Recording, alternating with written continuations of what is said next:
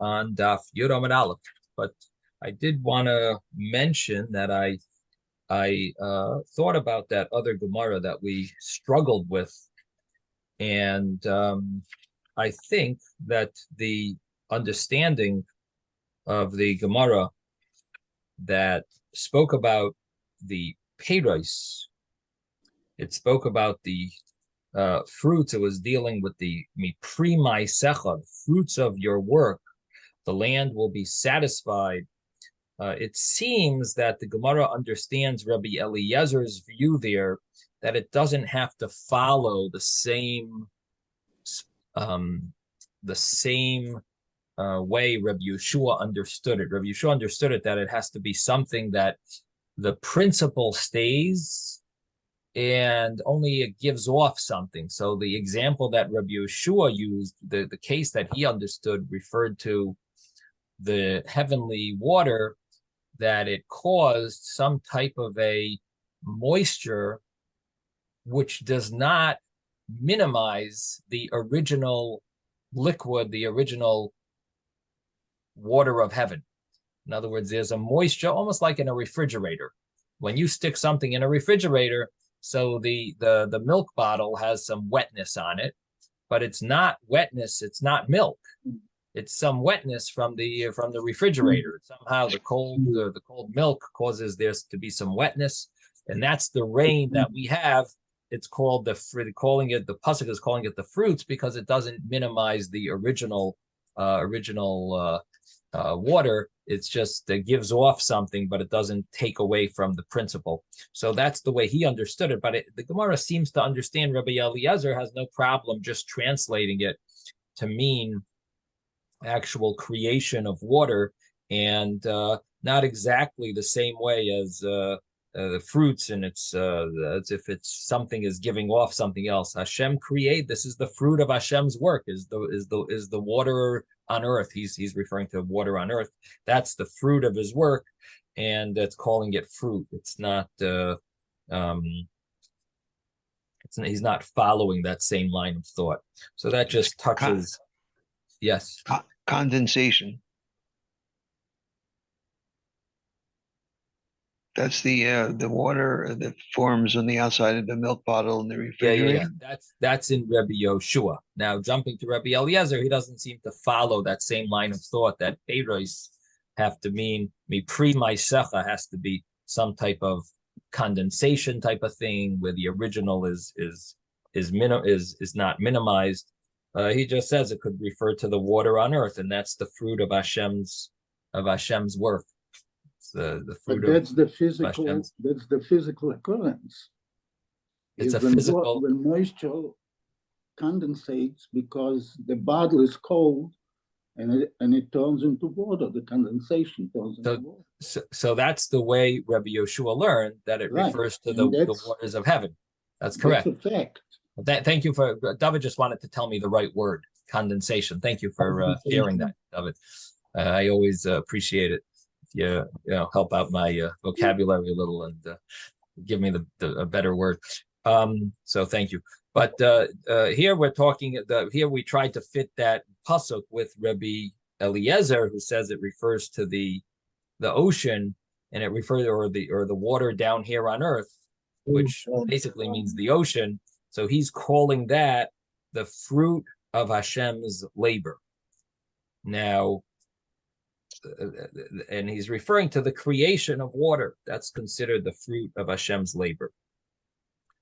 So, I mean, unless you want to say it doesn't take away anything from Hashem when he creates it. So it's the fruit of his labor. His labor doesn't get, Hashem uses his words to create. So does it take away from his words of the peiros? The thing is, Hashem's words are part of the ocean. That is Hashem's word. So when he created the ocean, his words actually are part and parcel of the earth. So again, it seems like the Gemara is understanding that the way he learns it is it doesn't have to be so exact with the peiros, the word peiros. Is that the fruit of his labor as opposed to the fruit of our labor? Yeah, maisecha, your, it actually is your labor. I mean, pre maisecha, your. It's referring to Hashem, and it's saying the word your.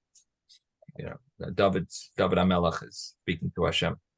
Okay, so that was on that earlier Gemara that trying to understand it better, the different opinions. The other, there was one other thing that I saw mentioned here that I looked into what it meant, at least the way the commentaries, the way the Maharsha learns it, and that is that when the Gemara says Gehenim ein lo shir, what it referred to was that it mentioned each item, each of these entities, I should say, not items, but entities. Egypt, 400 parsa. It's 1/6 of Cush. Cush is 1/60th of Cush. Cush is 1/60th of the world. The world is 1/60th of the garden. The garden is 1/60th of Eden. Eden is 1/60th of Gehenim. And then it says that some say Gehenim doesn't have a shear. And what that means is it doesn't have a measurement to say it is 1/60th of. No boundary. Something that's much greater than it that you could say. That's the way the Maharsha wants to learn. That Gehenim ein lo shir means there's nothing that you could say this is 1/60th of something so much greater. And some say Eden has no shear, and the way the Maharsha would learn that is that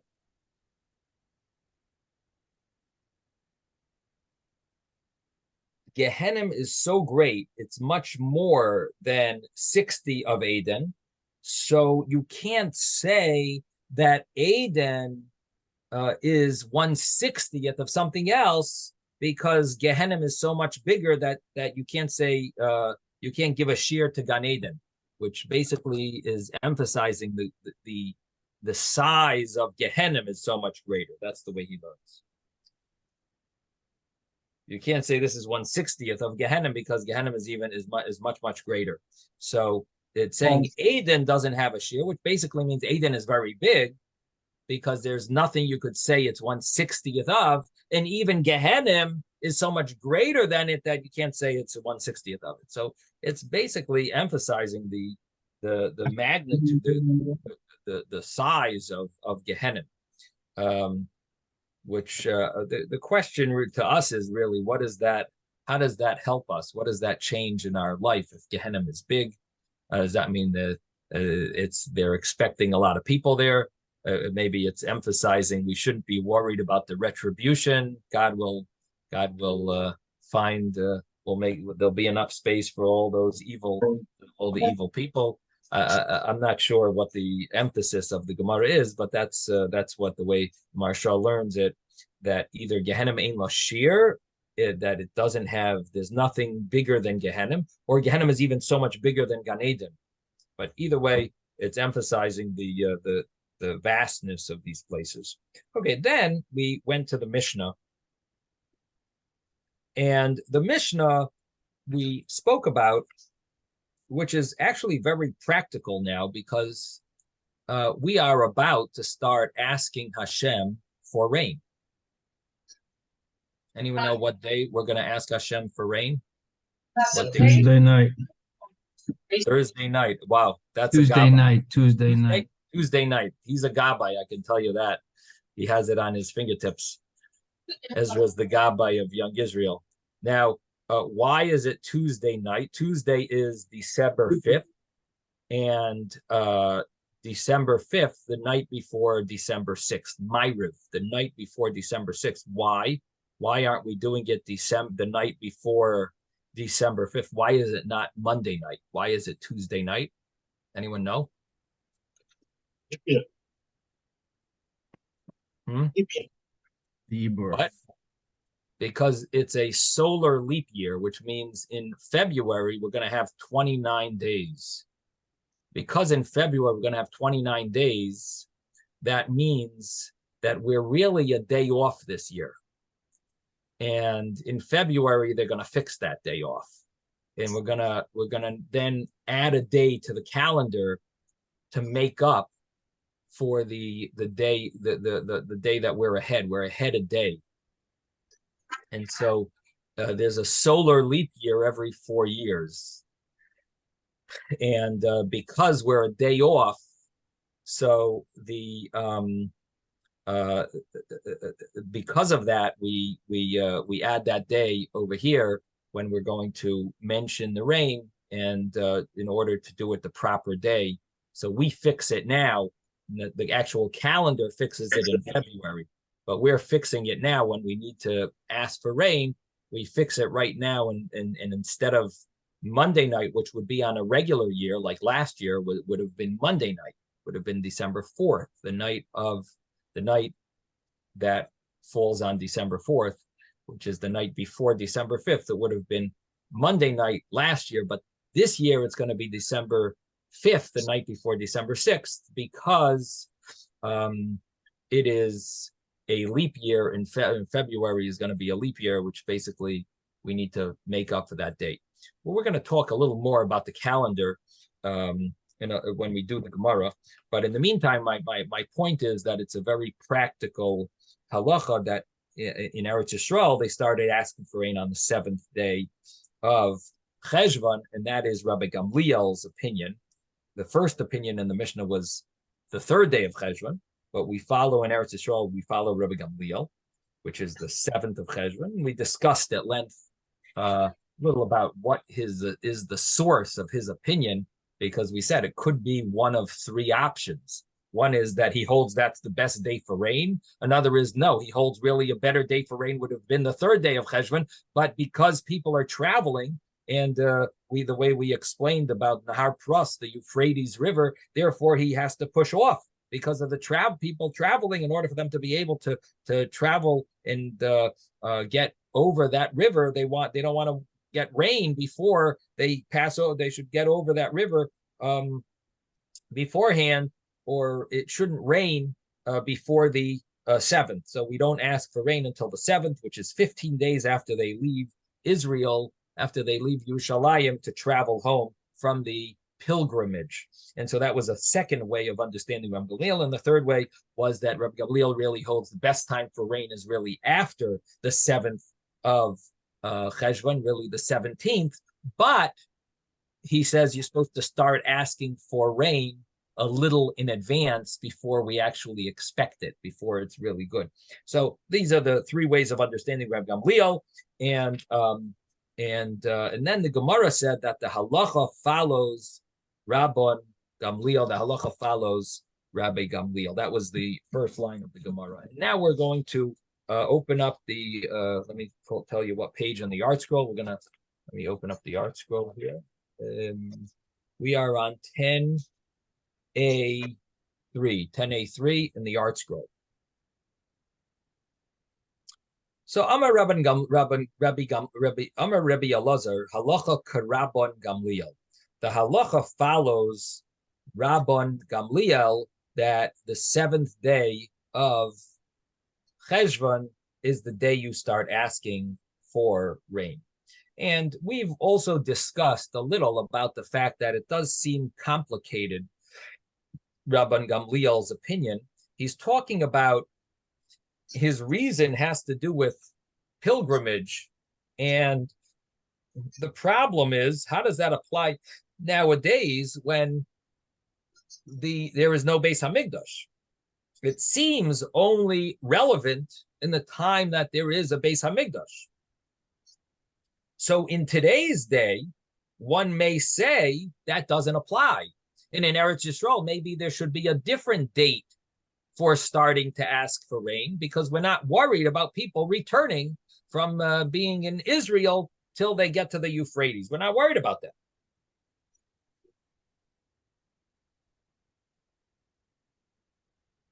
Rabbi, Yes.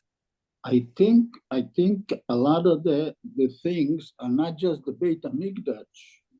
Things changed in the way we travel too.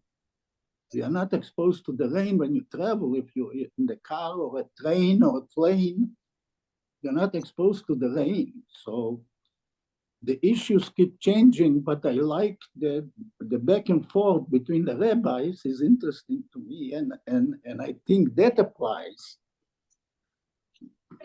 So you have a point that no one really, the rain. We've even had Gemaras that one of the rabbis said, if I could stop the rain, I would stop it.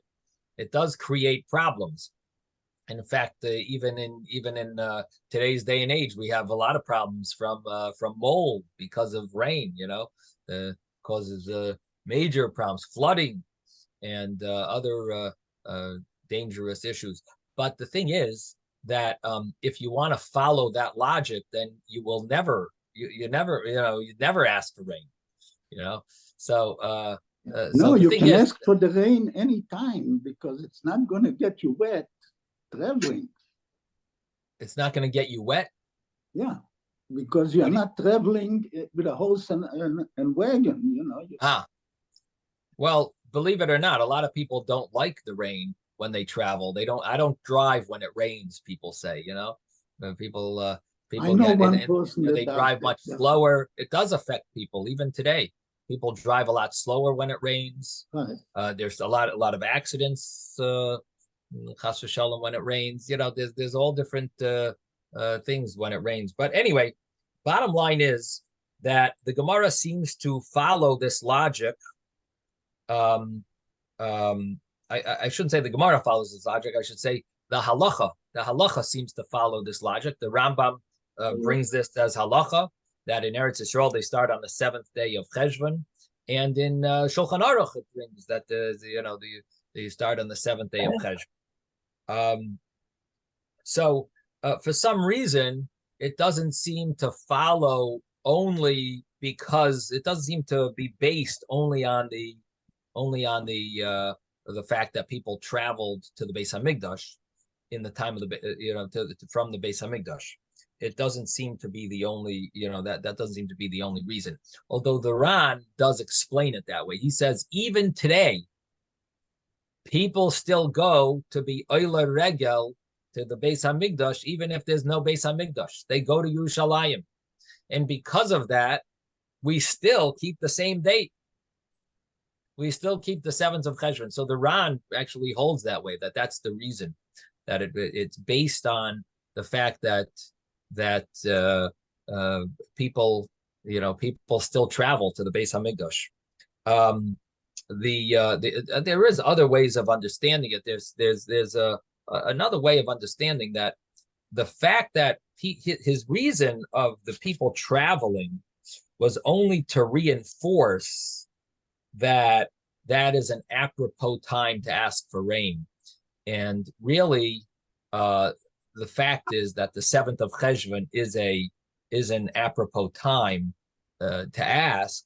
But in addition to that, he adds this other reason, which interestingly is supposedly like an extra reinforcement for that reason. In other words, the 7th day of Cheshvan is a good time to ask for rain. And also it's a time to it's good because people are traveling, but which would mean that even if people aren't traveling, it would still be an apropos time for the rain, because the rain is necessary at that time. Now the Gemara then says Tanya Chananya Omer. So we learned in a brisa. Now let me tell you where we are in the Gemara, because I don't know if I just told you the page 10a3. 10a3. We're on in the art scroll, we're on the 4th line, Tanya. Tanya, we learned in a brisa, 10a3. If you're not in the art scroll, we are, let's say, about 20 lines from the bottom, maybe 18 lines from the bottom of the page. Tanya Chananya Omer. Chananya says, of a goyla ad shishim b'tekufa. And in Golus, meaning in the diaspora outside of Eretz Yisrael, which seemingly Hananiah's emphasis is Bavel, because that's where the Jewish people lived, either Eretz Yisrael or Bavel. But he says in Goyla, it's Ad Shishim b'Tekufa. We do not ask for rain until the 60th day after the autumn equinox. Now, the logic behind this is that Babylon did not really need much rain, and definitely not when it wasn't even good for Bavel to have rain at that time, and they wanted to wait until a certain time when it would be beneficial for them, and that would be the 60 days after the autumn equinox. 16 days. What? Did it say 16 days or 60 days? 60. Now, some of you may ask, what does this mean? When is the equinox? The equinox is September 23rd or September 24th. If you count 60 days from September 23rd or September 24th, depending on a leap year or not, what day does it end up being? It ends up being November 22nd or November 23rd. September, October, November. So if you count 60 days, you get it. We really should be asking for rain already now. We just entered December, and November 22nd or 23rd is 60 days after the equinox. Did that bother anyone, or?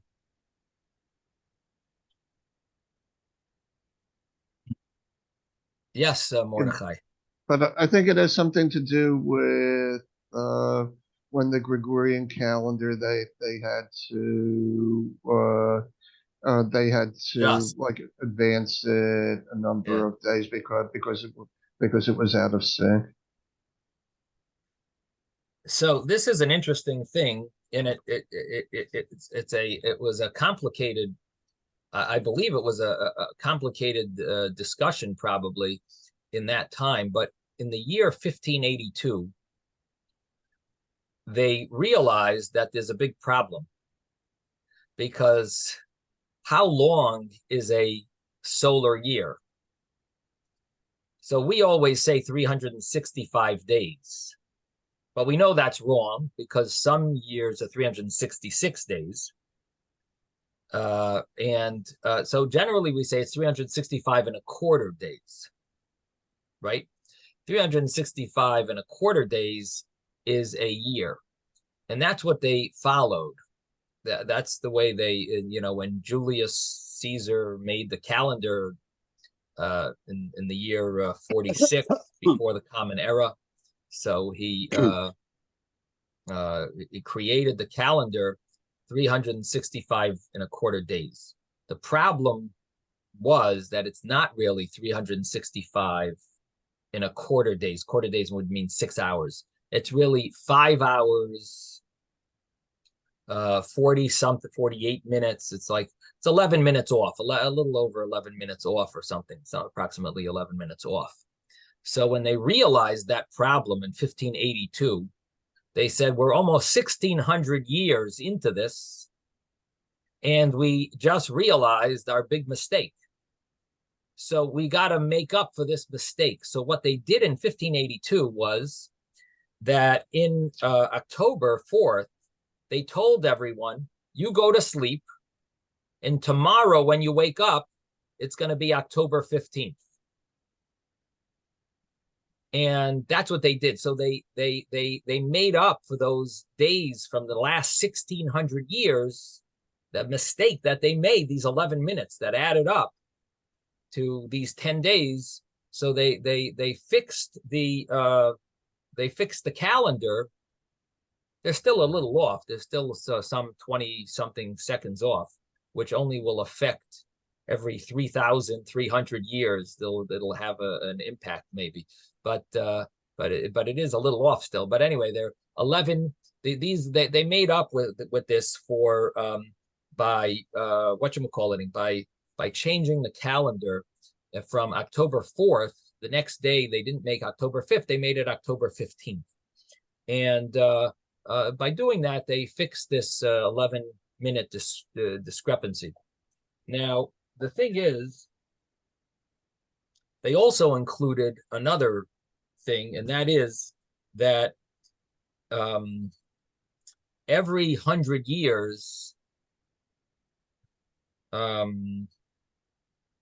think that's when they did that. They made that there's no leap year on 1700 or every 1600 and 2000. There's no they don't make a leap year, even though it's every 4 years. It's supposed to be a leap year. They didn't have a leap year in the year 2000, if I'm not mistaken. Let me just make sure I'm telling you the right thing. No, the other way around, 1700, 1900 were not leap years, but 1600 and 16 2000 and were. 2000 are leap years. Okay. 2100 won't be a leap year. 2100 Will won't not be a leap year. leap year. Right. Okay, fine. Thank you for correcting me. So so they made these changes. Now, what ended up happening was the rabbis had to make a decision, because according to this calculation, so because we follow Shmuel. Shmuel said a year is 365 days in a quarter, which means Shmuel said that we don't follow the specific details. We just follow a set rule that it's always 365 days and 6 hours. In other words, he goes by a average. He doesn't go by the specific, by the minute. And therefore, according to Shmuel, when the calendar, when they decided the secular government to switch the calendar, we did not switch it. And because of that, what we used to say, the same Talmud, we used to ask for rain on September, from the 60 days after September 22nd, which would have been November 22nd, we changed that. We said, okay, you want to take 10 days off? So now we're 10 days off now. So instead of November 22nd, we're going to now ask for rain 10 days later. So they ended up asking for rain that year in December 1st.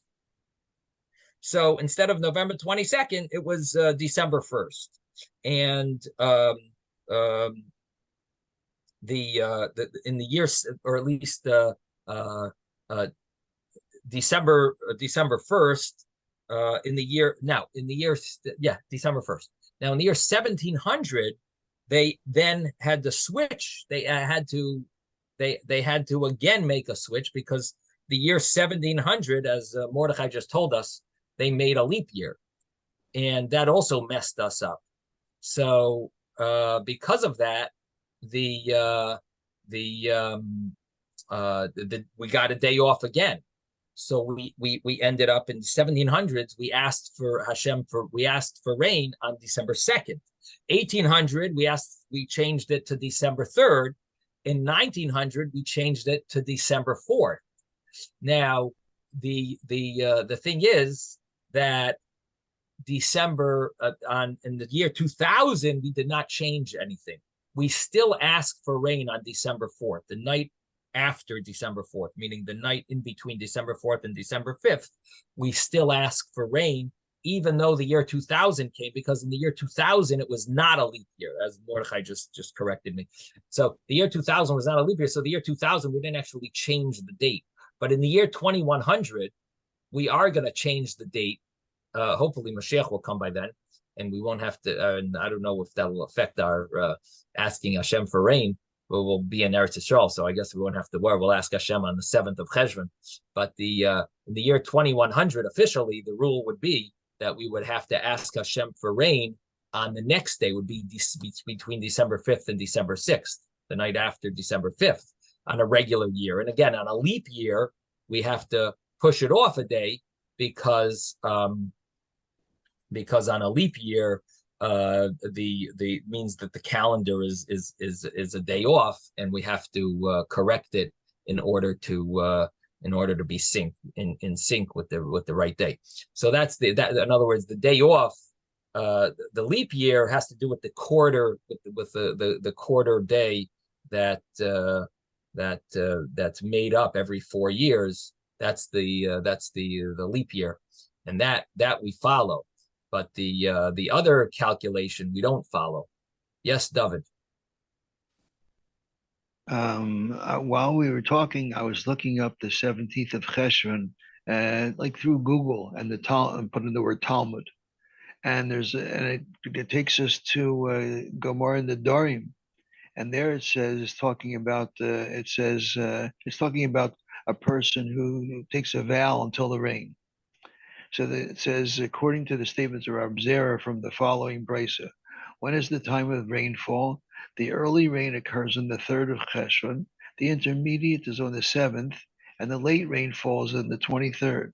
This is Rabbi Meir.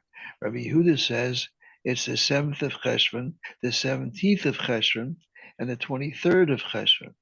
And Rabbi Yossi says it's the 17th of Cheshvan and the 23rd of Cheshvan and the beginning of Kislev. So I'm just wondering how does this interplay with what we're talking about or not? So what you just read is a Gemara we learned on Daf Dalid Amud Beis, I think. Daf Dalid, I believe. Is it on Daf Dalid? So we learned this Gemara, and let me just make sure. Yep, Daf Dalid Amud Beis. And this brisa that you're bringing, second, is it here?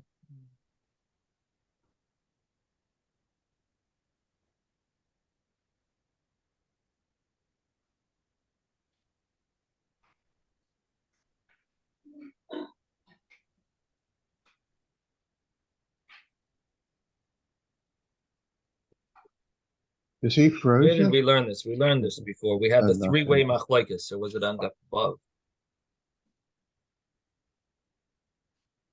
Okay, it was on the Vav Amud Aleph. Vav Amud Aleph, we had that three-way machlokes. Page 6a.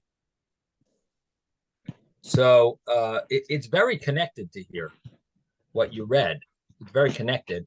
And the reason why it's very connected to here is because the time to ask for rain is the time that it's apropos for rain to come, to fall. And these three rabbis are arguing, when is that time? So if it's apropos, if we want rain on a certain day, that would be the appropriate day to ask for rain.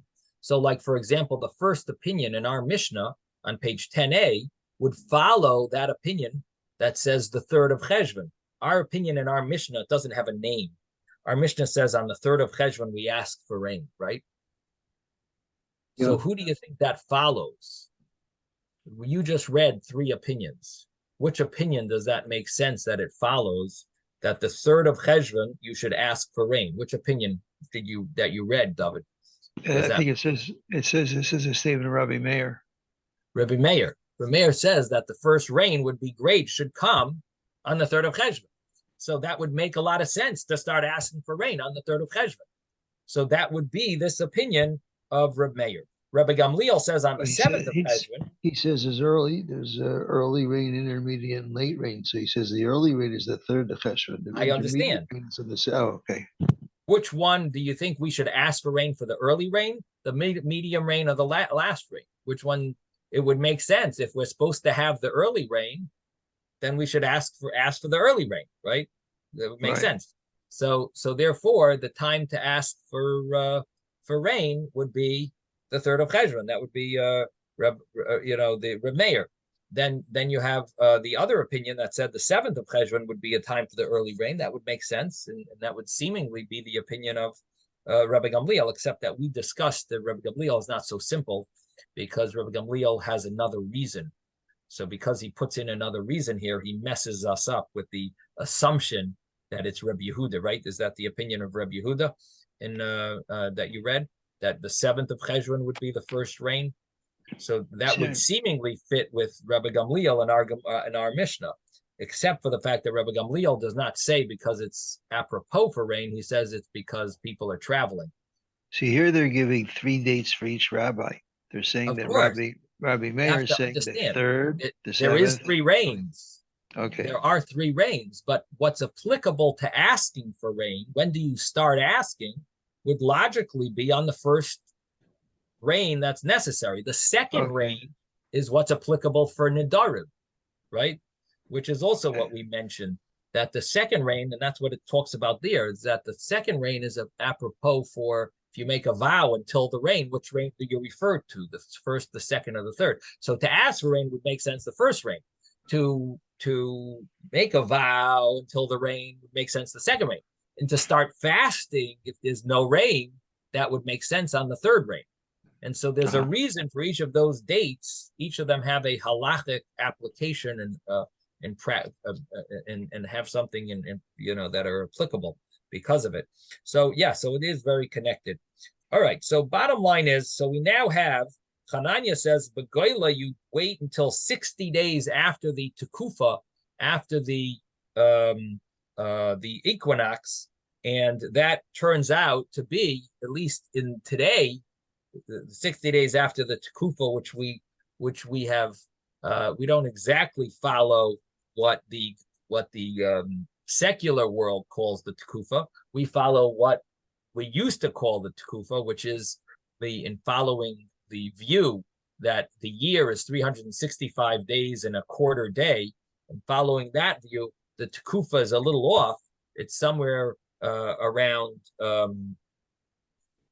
It switches because of the dates that they switch, but officially now it would be September. It would be October 4th or October 5th now, so in other words. And in the year 2100, it's going to be October 6th, right? So anyway, bottom line is that we are following this of 60 days after the equinox. Let's continue with the Gemara. Amar Rav Huna bar Chia, Amar Shmuel. Rav Huna bar Chia says in the name of Shmuel, halacha kechananya. The halacha follows Chananya.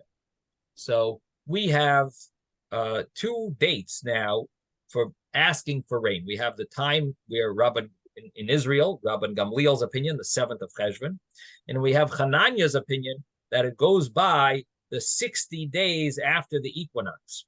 And I must tell you that this makes a lot of sense because the equinox is all based on the solar year, which has to do with the rain season, which would make sense to base it on a date in the solar year, not a date in the lunar calendar, because the lunar calendar fluctuates. And if you really need rain on, let's say, December, the night after December 4th, or in this year it's a leap year, it's December 5th.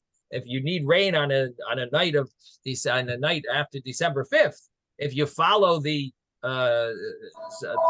Hebrew calendar, you're going to be off. Every year it fluctuates. It's 11 days back.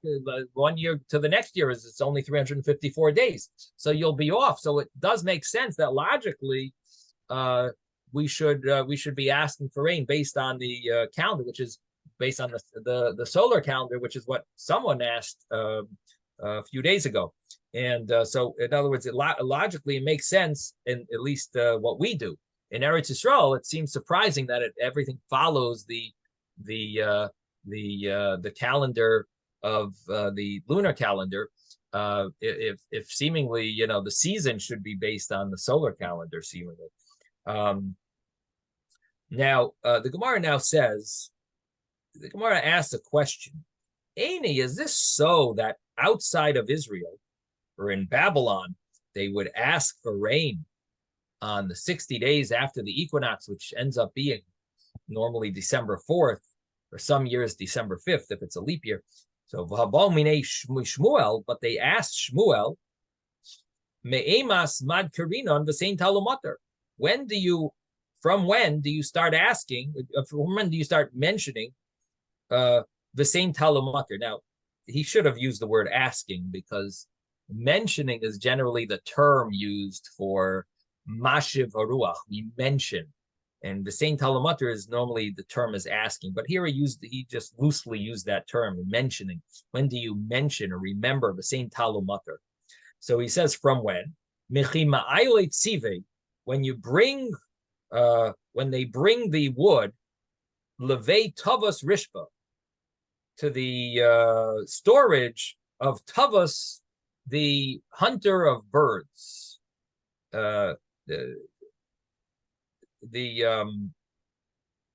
the Gemara seems to, I guess there seems to have been some practical symbol of when to bring the wood in and stop chopping wood because the rainy season is gonna start, and so they would bring the wood into the shed.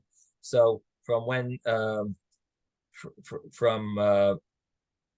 this bird hunter would bring his wood in, that is when you're going to start asking for rain. So they would know to start asking for rain when he brought his wood into his shed. And the Gemara says it's not 60 days after the equinox, it's when this guy would bring wood into his shed or into his storage house. So the Gemara answers, Dilma idi v'idi chad shiuruhu. Possibly these are both the same time. It's just this was very practical in that neighborhood. They instead of calculating from the equinox, they would calculate from this guy bringing the wood into his shed. So Tavas was the name of a person, and he was a bird hunter, and it seems like, I guess, he was a popular guy. And they would bring the wood. They wouldn't chop any more wood. So the Gemara answers very simply that it's probably the same day. This maybe was easy for them to calculate it. They just watch him. He knew exactly the dates, and he knew when it's gonna, when the rain is meant to come, and he would bring in his stuff he would bring in his wood at that time. All Rabbi, right. are you on 10A or 10B? I'm on 10A. Okay. 10A. Do you know where we are? Do you want me to help you figure out where we are? We are up to the Gemara is Iboilahu. Iboilahu must be about 17 lines from the bottom.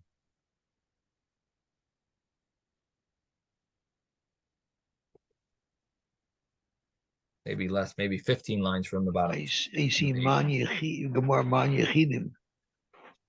Okay, well, Man Yechidim is later. That you got to go a few lines before that. Okay. I'll figure it out. Maybe about in the Gemara lines, it's about 10 lines up from that. So you're ahead. Yeah, I got it. I got it. Got it? Yeah, I got Iboilahu. Yeah. Iboilahu, they asked a question. Yom Shishim kilafnei Shishim or kilachar Shishim. The 60th day after the equinox, is that considered the day you start asking? Is that kilafnei? Is that the day before you ask? Or is that kilachar Shishim? Is that the day that you start asking on? In other words, we want to know what is the exact day that you should start. So I know 60 days after the equinox, but 60 days means you don't ask until after 60 days passes, or is it on the 60th day you start asking? Is the 60th day considered like afterwards, like that you ask, or is it considered like before? So the Gemara says, Kilafnei Shishim, is it like before 60 days? In other words, the 60th day is you don't ask on? Oh, Kila'achar Shishim, or is the 60th day like after 60 and you do ask? So the Gemara says, Tashma, coming here. Rav Amar Yom Shishim Kila'achar Shishim. Rav says that the 60th day is considered like after 60, and therefore you ask on that day itself. Ushmuel Amar Yom Shishim Kilafnei Shishim. Shmuel says that the 60th day is considered like before 60 days, and you don't start asking until the day after that.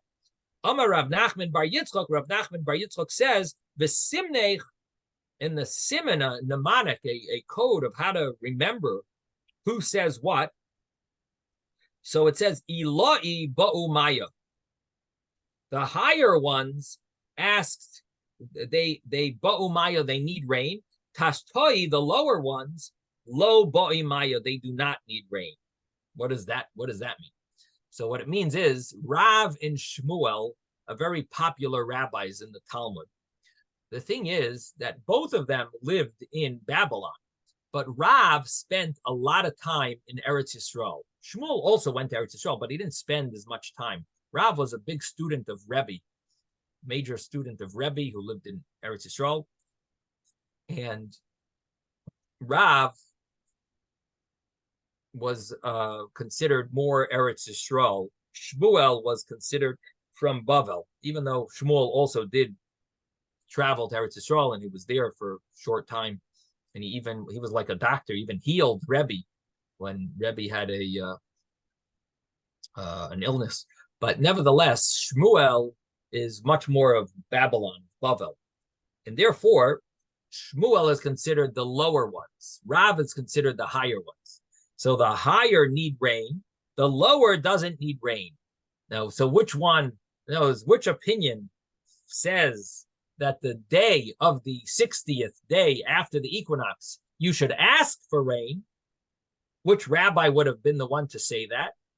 Well, the higher ones need rain. The higher places need rain. The lower places have all the wetness. They don't need rain because they absorb all the abundance of rain and water from all the other places. They don't necessarily need rain in the lower places, which would include Babylonia. So basically, a Rav needs rain. Shmuel doesn't need rain. So Rav would say the 60th day you should start asking because, of course, they need more rain in Eretz Yisrael. And Shmuel would say, I don't need rain because he lived in Bavel. And in Bavel, they did not need rain so much. And the lower ones didn't need rain, the higher ones. So if someone asks you, which rabbi says on the 60th day you need to ask, and which rabbi says you don't start asking until the 61st day after the equinox, the symbol the Gemara gives us is, well, the rabbi who lived in Eretz Yisrael, the higher one, they need rain. So he's the one who asked for rain on the 60th. He says start already on the 60th because they need more rain. And the other rabbi who's from Bavel, who's the lower ones, he's the one who would say, you don't have to ask for rain. You could wait till the 61st day to start asking for rain. And that would be Shmuel. Now,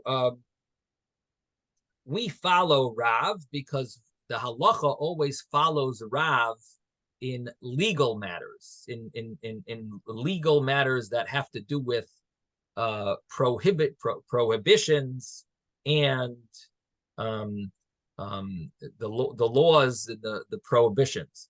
When it comes to monetary matters, we always follow Shmuel. The halacha follows Shmuel. So this is not a monetary matter. So this would follow Rav, and that's what we would follow. And Amar Rav Papa Hilchasa Yom Shishim is Kala Achar Shishim. Rav Papa says that the halacha really is that the 60th day is like the day after 60. Now, the commentaries all talk about, this is a very big topic, of the fact that there's many lands that you might be outside of Israel, but they don't follow the same agricultural seasons as Bavel. So this Gemara fits very nicely with Bavel and Babylon. That would be fine. Start asking for rain on December 4th or in a leap year, December 5th, the night after December 5th in a leap year. You ask for rain. Fine, that fits very well in Bavel. But what about in places that need more rain? They need rain earlier. What about in Europe? In Europe, they need rain beforehand. So when should they be asking for rain? And it's a major topic of discussion. Our Gemara, there's a few issues.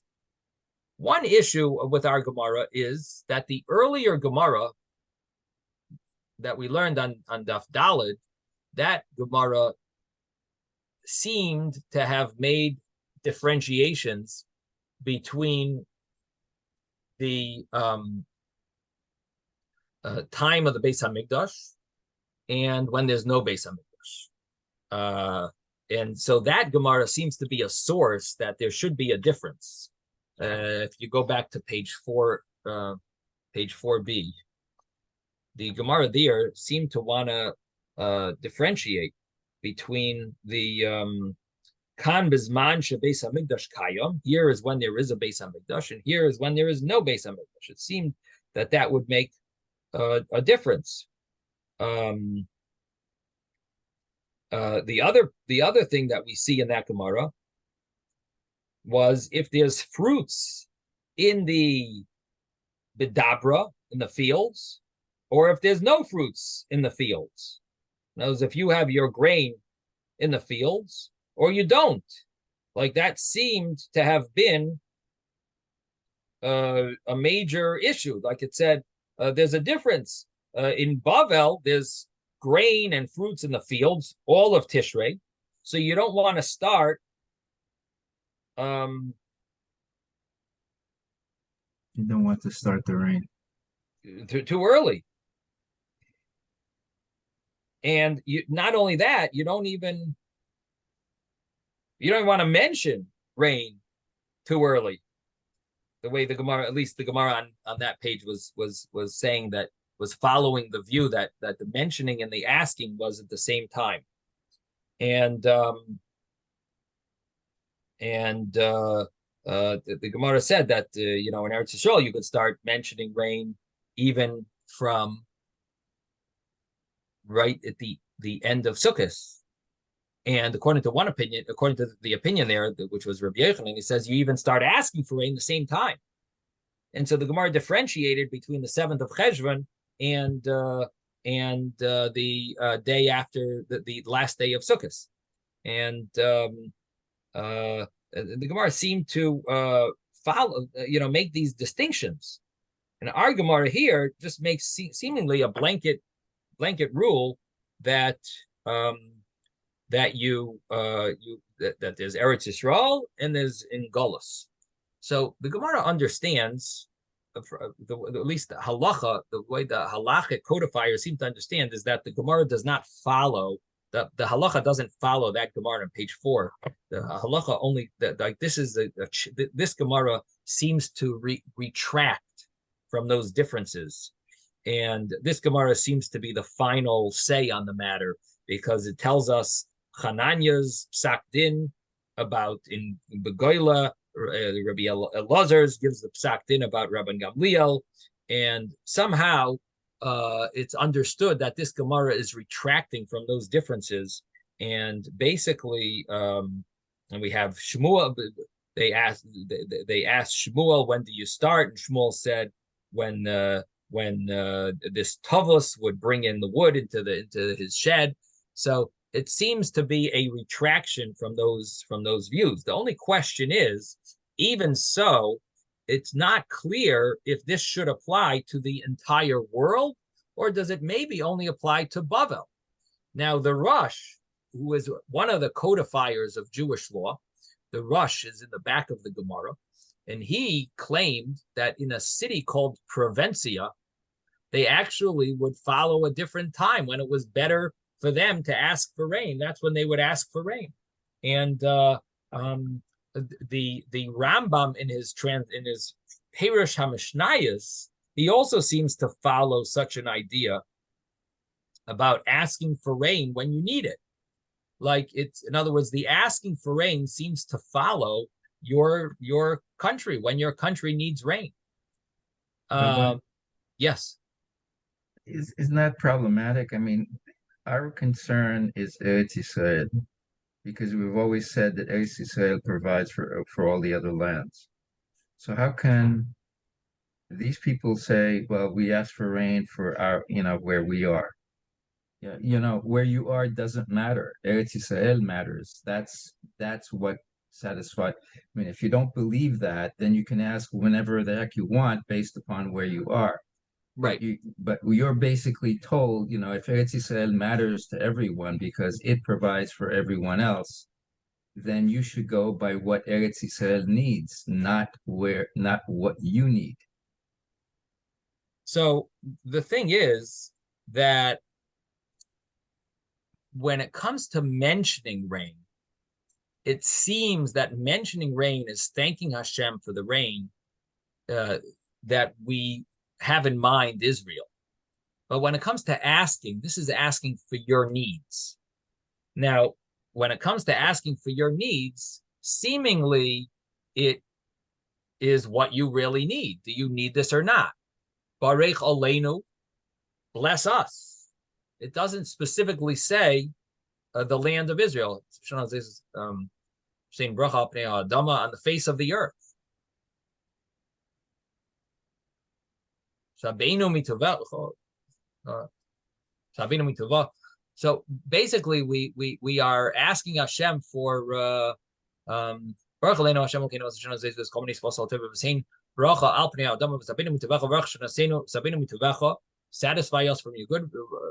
Sabeinu mitovecha saying bracha Al Pnei Ha'adama Sabeinu mitovecha Baruch Shanasenu Kashanim Atevis LeBracha Kikel Tov Meitabatem Bracha Shanim Baruch Hashem V'Barech Hashanim. So it doesn't mention Eretz Yisrael in the bracha of the of the rain of the rain. Now, the thing is that you have a good point, because I like what you said, because what you brought is the Gemara that we mentioned earlier, and I think that's a great point. Ezra mentioned the Gemara that we learned, and that is that all of the lands are blessed when Israel has rain, that we get the leftovers, so to speak.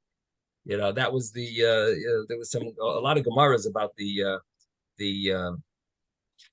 that we learned, which seemingly were just story, just homiletic Gemaras. But according to what Ezra is saying, seemingly there could be a halacha based on that maybe we should be davening specifically for Eretz Yisrael. We said, Rabbi, I have another thing. The Sanhedrin, when they made the Amidah, the Sanhedrin was in Eretz Yisrael. Well, not necessarily. When the Sanhedrin made the Shmona Esrei, the Anshe Knesset Hagdolah. The Anshe Knesset Hagdolah made it. Were they? And was it specifically Ezra who made it? If it was Ezra after he entered Eretz Yisrael, it could be. Or was it while he was gathering the people in Bavel? I'm not sure if it says clearly. Does it say clearly that he was in Eretz Yisrael when he made? Again, there was 120 rabbis of the Anshe Knesset Hagdolah. I always thought that they were in Eretz Yisrael when they made the Shmona Esrei. There were numerous rabbis that weren't in Eretz Yisrael. Like, for example, Mordechai was part of the Anshe Knesset Hagdolah. He was, during the exile of, during the Golus Bavel, which ended up being, in the story of Purim, Paras Umadai. But the Persian exile, which was a continuation of the Babylonian exile. But the thing is, so it lasted over a large period of time. But it could be you're right, because Ezra seemingly established the main part of the Shemona Esrei. Seemingly, it was mainly Ezra and his Beis Dinai, which were part of the Anshe Knesset Hagdolah. And Ezra did bring the Jewish people back to Eretz Yisrael for the second Commonwealth. So that there is reason to say what you're saying, but nevertheless, you have to keep in mind that the majority of the Jewish people didn't even go back to Eretz Yisrael. So seemingly Ezra would have had in mind everyone, and so possibly, so it makes sense that it's a multi. The Shemona Esrei is multi-location. It's not limited to any specific location. But Rabbi, you just read something in the Mishnah before, in which I'm reading what Safari is basically saying, okay? And that is that Bavel didn't have to worry about it because it was between the Tigris and Euphrates, and it was watered all the time. And the fact of the matter is that they were saying to that effect, Rav Papa said that, no, I'm sorry, where was it that I saw it?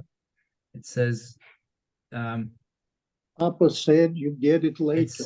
You ask Yom Shishi. No, that's not what it said. No, that's not what I'm trying to bring. Oh, okay. It says you want to say Bavel doesn't need any rain. That's what you want to say, that Bavel does not need any rain at all. Right, because Abaye said we hold that it's better for the land to be swampy like Babylonia, which that's a statement that the Safari is saying, and not dry as crops in Babylonia grow all year. So if Ezra was going to, if he worried about the Bavel And if what Abaye is saying is true, then Ezra is really not worried so much about Bavel because they always have crops growing all year round. They don't have to depend upon the water. So therefore, if Ezra said anything at all, with this in mind, he'd have to worry about Eretz Yisrael, where rain is the important thing, because without it, there are no crops. So the only thing is, I don't think you're taking into consideration the fact that Bavel needs rain from the other cities that it's near. Now, the only reason it doesn't need its own rain is because it has rain in the surrounding areas. But if there's no rain in the surrounding areas, it also will suffer and not be able to. So, in other words, Bavel is davening for rain. Does it need its own rain? Not necessarily. As long as it rains in the surrounding areas, it'll have rain. But the thing is that it still needs rain. Rabbi, It dwells on many lands, and and therefore it's. can I make one comment, Rabbi, because I have Yes. to go? Yeah. I wanted to say everybody needs rain when they need it, but it's up to Hashem to start it from Eretz Israel and then spread it out.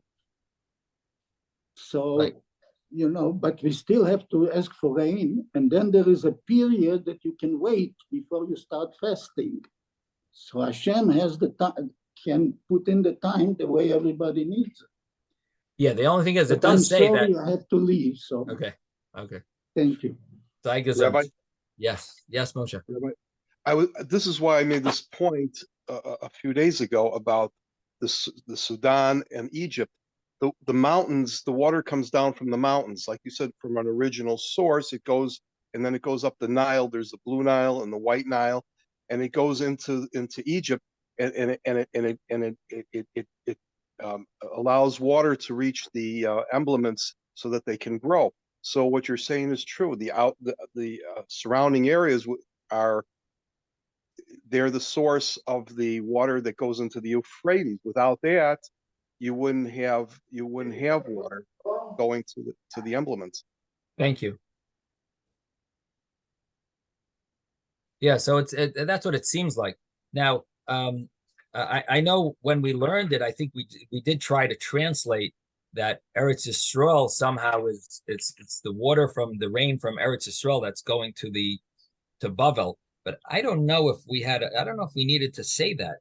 In fact, the more I think about it, it's not the rain from Eretz Yisrael. We sort of we're trying to push it to fit it in, and I'm not sure why we emphasize that, but definitely from this Gemara where it says that it dwells on Mayim Rabim, it sounds like it's from many lands that it gets the rain. Is it specifically Israel that's giving it its rain?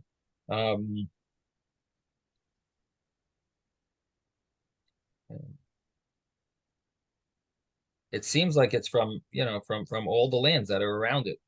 So I'm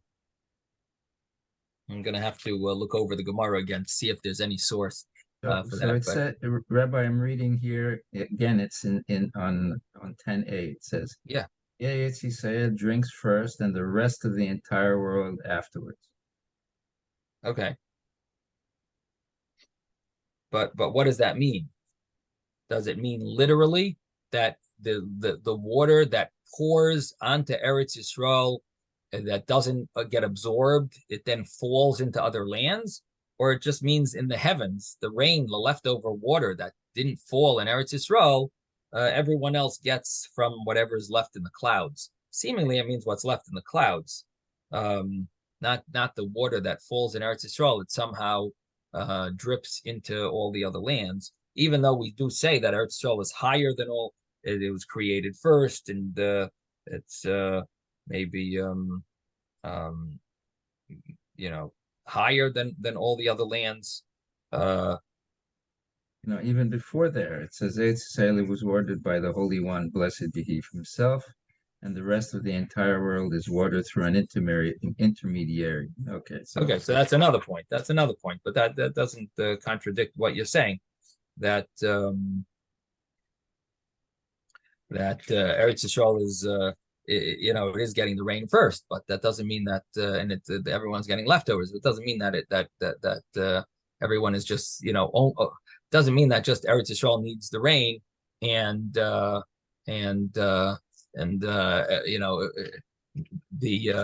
other lands don't really need it, just because all other lands also need rain. The only thing is that we're getting leftovers from Eretz Yisrael, whatever's left. But you're saying that you want to say, well, maybe all we need to do is ask for Hashem for rain for Eretz Yisrael, and then every other land will get it. But that's not necessarily so. It just means that Eretz Yisrael will get, and there'll be leftovers. It doesn't mean that you're going to get. You need to ask for yourself probably for rain. You know what I mean? You're right that you could ask for rain for Eretz Yisrael, and then there'll be leftover. Then hopefully there'll be leftovers that will be eligible for other lands. But you still need to ask for rain for your own land. So I don't think the Gemara proves what you're saying. I hear what you're saying, but I don't think it's a proof from all these Gemaras. It's good. You're bringing some, trying to bring some proofs, but I think the point is that our Shemona Esrei seemingly is for us. It seemingly is for the world, because otherwise, and my biggest proof to you against the way you're thinking is the fact that we do not start asking for rain on the 7th of Cheshvan like they do in Israel. We only wait until 60 days after the equinox, which we have now calculated to be December 4th or December 5th. So seemingly the fact that if we were asking for rain for Eretz Yisrael, we should start asking on the 7th of Cheshvan, which is when they started asking, which was a while ago. They've been asking for rain already over a month. So that would be a proof that we're not asking for Eretz Yisrael. Also, we should emphasize it in the bracha that Eretz Yisrael should have it. So it seems that we're asking for rain for ourselves. But again, I am very impressed. I think you have some good points, and I like the way you're connecting the Gemaras from before to imply like maybe that maybe we need to ask for rain for Eretz Yisrael. Maybe that's these Gemaras seem to be hinting to that. It's very interesting points you make. So I do appreciate that. That's quite important. Some important ideas that deserve to be looked into. All right. Well, my time is up. Sei gesund, everyone. Have a wonderful day. Thank you, Rabbi. Have a good day, everybody.